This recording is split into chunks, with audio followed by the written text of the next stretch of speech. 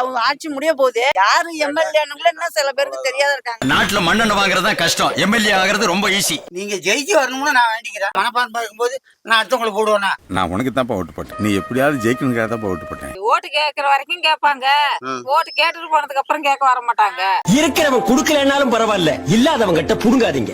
ஏற்கனவே இருக்கிறவங்க pipe out ஆனாதான் அடுத்த கட்டத்தை நோக்கி போகும். பாதிக்கப்பட்ட நம்ம நிக்கிற எலெக்ஷன்ல அவங்களுக்கு பதவி பயத்தை காட்டணும். என்ன நல்லது பண்ணிருக்காங்க? செய்யறேன் போடுங்கன்னாங்க. என்ன செஞ்சிருக்காங்க? மேட்டை வெட்டி பள்ளத்துல போட்டா தான் சமத்துவம், பள்ளத்தை வெட்டி மேட்ல போட்டா அது படுகுடி.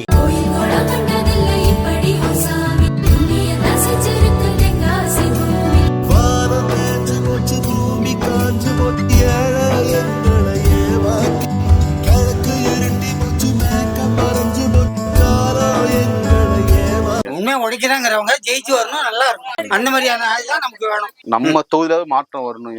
ஐயோ, அதுக்கு சந்தோஷங்க எனக்கு. சரிங்க, நீங்க சொல்றது எனக்கு சந்தோஷம். நீங்க எனக்கு ஓட்டு போடுவீங்களா? கண்டிப்பா போடுவாங்க. நீங்க ஜெயிச்சு வரணும்னு நான் வேண்டிக்கிறேன். மனப்பான்மை இருக்கும்போது நான் அடுத்தவங்களுக்கு போடுவேனா? நான் நினைக்கும் போது. சரி, ரொம்ப நன்றி. 150 ரூபாயில இருந்து இப்ப 2600 சம்பளம். என்ன பர்மனன்ட் சும்மா டெம்பரரி பண்ணிட்டு தான் இருக்கோம். வீடு தரோம், நாங்க வீடு கொடுக்குறோம். என்ன நல்லது பண்ணிருக்காங்க? செய்யறேன் போடுங்கன்னாங்க. என்ன செஞ்சிருக்காங்க? ரோடு வசதி செஞ்சு கொடுத்துருக்காங்களா? வீடு கட்டினாங்களா? அதுக்கு ஒரு கதவு போட்டு கொடுத்துருக்காங்களா? ஒரு நிலம் வச்சு கொடுத்துருக்காங்களா? என்ன வச்சு கொடுத்துருக்காங்க? திரும்பவும் அவங்களே வந்தா நல்லது செய்வாங்கன்னு நம்புறீங்களா? போட்டு பாத்துக்கிட்டு தான் இருக்கோம். அவங்க நல்லது செய்யறாங்க, கெட்டது செய்யறாங்க, எதை செய்யறாங்க, நம்மளுக்கு விருப்பப்பட்டவங்களுக்கு போட வேண்டியதான். அதான் சுயேட்சையா மக்கள் நம்பி உங்களுக்காக தான் நிக்கிறேன். எனக்கு ஓட்டு போடுவீங்களா? போடுறேன். நீங்க சொன்னதுக்காகனாலும் நான் போடுறேன். நான் சுயேட்சை தனிச்சு நிக்கிறேன். மக்கள்ல ஒரு ஆளா கட்சி ஜாதி அதெல்லாம் எதுவுமே கிடையாது. எனக்கு ஓட்டு போடுவீங்களாக்கா? போடுவோம். செய்யறேன்னு சொன்னா போடுவோம். அவங்க மாதிரி நீங்களும் செஞ்சுட்டு போனீங்க, என்ன செய்யறேன்னு சொல்லிட்டு. இல்ல, அவங்க செஞ்சிருந்தாங்கன்னா நான் வந்துருக்கவே மாட்டாங்க. புரியுதாக்கா சொல்றது? சரி, புரியுது. நம்பிக்கைலாம் நீங்க உங்க ஓட்டை எனக்கு போடுவீங்களா? போறேன். சரிக்கா, உங்களால முடிஞ்ச சப்போர்ட் பண்ணுங்க. ஒரு மாற்றம் கண்டிப்பா வரும். ஓட்டு கேட்கற வரைக்கும் கேட்பாங்க, ஓட்டு கேட்டுட்டு போனதுக்கு அப்புறம் கேட்க வர மாட்டாங்க.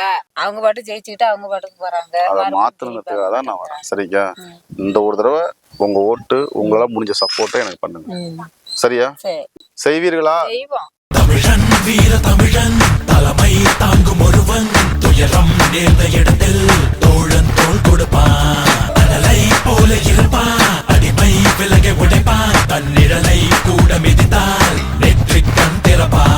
தமிழன் வீர உரிமையை கேட்டாலே அதிகாரத்தின் மேல மிரட்டுறாங்க நம்மள. ஏற்கனவே இருக்கிறவங்க பைப் அவுட் ஆனாதான் புதுசா வரவங்களுக்கு வாய்ப்பு கொடுத்தாதான் அடுத்த கட்டத்தை நோக்கி போகும். வீடு சரியானா ஊர் சரியாகும், ஊர் சரியானா நாடு சரியாகும். அப்படியே மாத்திட்டு போகலாம். ஸ்டெப்பா போக வேண்டியதான். மாற்றங்கள் வேணும் தான். கண்டிப்பா செய்ய முடியும். தலைமையிலயும் மாற்றம் வேணும், இங்கேயும் மாற்றம் வேணும். நம்ம 234 தொகுதியை மாத்த முடியாட்டாலும் பரவாயில்ல, ஒரு தொகுதி மாற்றணும். நம்ம தொகுதியை வச்சு நம்ம மாத்தணுங்கிறத என்னோட நோக்கம். இப்ப சொல்லுங்க, நீங்க உங்க ஓட்டு யாருக்கு போடுவீங்க? எங்க வீட்லயே மாற்றங்கள் வந்தா எல்லாமே நாங்க ஓட்டு போடுவோம். எங்க வீட்லயே ஒரு 4-5 ஓட்டு இருக்கு.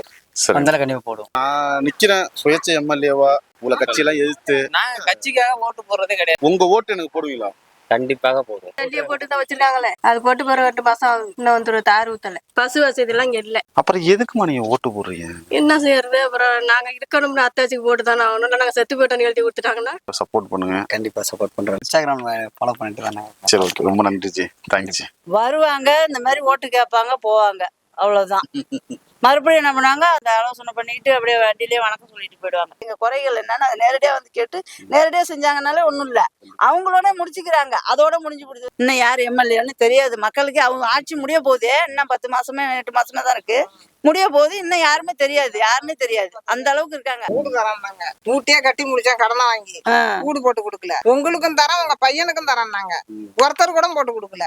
கடனாளியா தான் ஆனும். அதனால சேர்மப்பட்டு தான் கடன் அடைக்கிறோம். எல்லாமே யார் மேல நம்பிக்கை எல்லாமே மனசு ஒளிஞ்சு போய். இத்தனை ஆண்டு காலம் அவங்க நம்புனீங்கல்ல, இந்த ஒரு தடவை உங்களை நம்புறோம். உங்களை நம்புறோம்.